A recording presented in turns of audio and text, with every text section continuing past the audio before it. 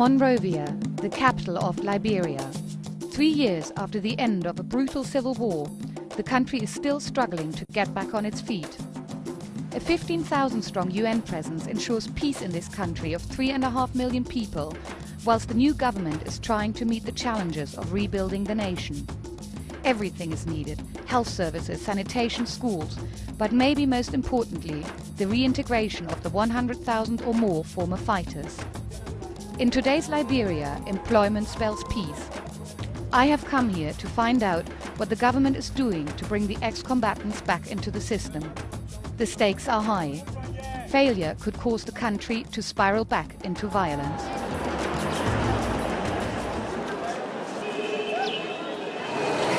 Today's newspaper speaks about 85% unemployment in Liberia. There are next to no jobs to be found in the formal employment sector. So I've come down here to one of Monrovia's main streets to see what work ex-combatants are finding for themselves. Persuading customers to get into a particular taxi has become a means of survival for many ex-combatants. For this, the cab driver tips them $5 Liberian, about 10 US cents. This is how Prince Dolo earns the barest of essentials. Anything we want in this country for we the youth is job. When we got job, we leave the street. We got nothing to do on the street. Now why we born. And some of us, we left, some of we not want to school, they walk in. We never learn nothing, but we live by the gun. No, I never want to school. But you put gun in my hand now, like a sample and dismantle for you. Many ex-combatants like Prince started as child soldiers. He takes me to Monrovia's Central Cemetery, which has become home for scores of the most destitute. Prince is advised to go ahead to obtain permission for us to enter the graveyard. Why, what happens if we go inside without asking? The people, they are not good set of people who are there. So rough people. Yeah? I don't want to change. When we enter the graveyard, an argument erupts.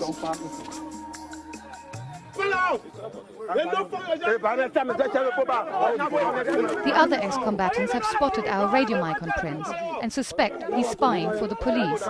They beat him, and we are told to leave.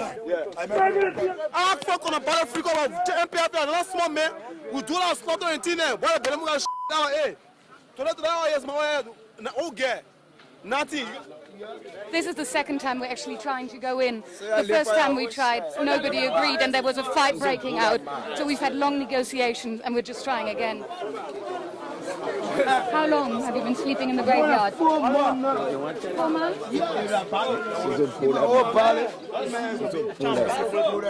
That's all bullet holes. Many of the former fighters here are addicted to cocaine and heroin. Some started young when their commanders fed them drugs to make them fearless in battle. See this little girl? She was incorporated into the war. She's 11 years. She's an ex-general. For real. I work along with her. She's an ex-general. Hey, you see her condition? She's sick. You have no one to take her to care of the treatment. She's like, she's going all over her mind. How old is she now? How old are you? 20 years.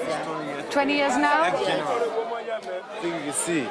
Oh, that's where people are sleeping. People sleep there because of the rain. When the rain, there's no shelter at all. My husband died. I don't get nowhere to go in Maria. I'm frustrated. No sleeping place. Mohammed, a US-educated former combatant leader, volunteers as our guide. Recently, he was attacked with a machete after he was caught stealing to feed his heroin habit. We are traumatized. We're not ourselves. We are the babies. We grow up into the society of saying wrong things. You didn't see anything good. You didn't see no school bench. You didn't see no blackboard. You didn't see no teacher. You didn't see no mom, no dad. So who's your guardian then? Yourself, right then. You came up that way. So you came up that way. You came out to see people that came up that way. They'll live together. Because the only people you can understand.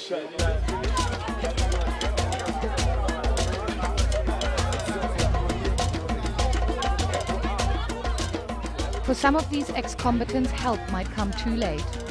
But at the end of the conflict in 2003, UNMIL, the United Nations mission in Liberia, and local NGOs started reintegration and skills training projects across the country.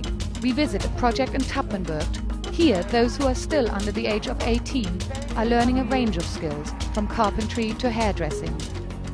What's the age group here in this class? 14 to 18. 14 to 18. Yes. Or ex-soldiers. Ex-soldiers. Fighters. We teach them how to learn how to comb hair, to do wash and set, setting, braiding, weaving. You've got some very young ones there, yeah? The little guy in the yellow shirt in the back. How old is he? Your age? 13. What does somebody that little do in a conflict? Well, get information, sending in the communities, and then he goes to find out who is this place, where they have their commanders, where they have their ammunition and all that kind of thing. He gave them our information. These guys get them during their formative years. Yeah. After that, so much damage, so you have to kind of go back. Trying to make them become children again is a hard job. These youngsters are heading for graduation and will hopefully soon earn an income. But not all are so lucky. The UN vastly underestimated the number of ex-combatants wanting to enter training programs, and while 65,000 are in projects now, many are still on waiting lists. In a country rich in natural resources, some ex-fighters have decided to exploit that wealth. We travel north to find them.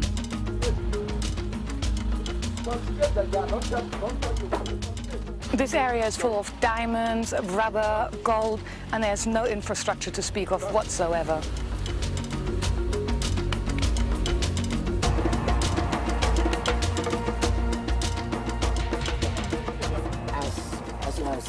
Near Loafer Bridge we meet Victor, one of a group of ex-fighters turned diamond miners. Why are you all in this place?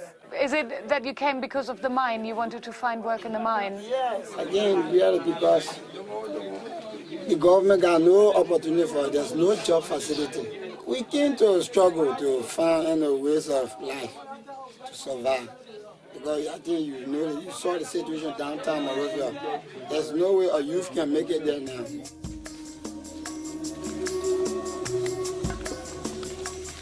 The business of mining. Victor takes us to the diamond mines, which he knows from his time as a combatant. Much of the fighting here centered on the control of natural resources, which fueled the war. Liberia's so-called conflict diamonds are still banned for export by the international community to prevent a return to violence. But it's ex-combatant control of another resource that poses a far graver threat to the government. This is a report issued by the government of Liberia and the United Nations. It's been written by a group that investigated the situation in the country's rubber plantations. It says there's a key problem in that 2 of the biggest rubber plantations are actually in the hands of ex-combatants, and that could pose a serious problem to the government. Luggage for Greenville? I head south to Sino County, where 600,000 acres of rubber trees are illegally controlled by an army of ex-combatants and their former commander, Paulson Garty, once known as General Satan. The roads to the southeast have been completely destroyed by the civil war, and the heavy rains are making travel really difficult. The main way for people to get to the southeast now is with the UN helicopter.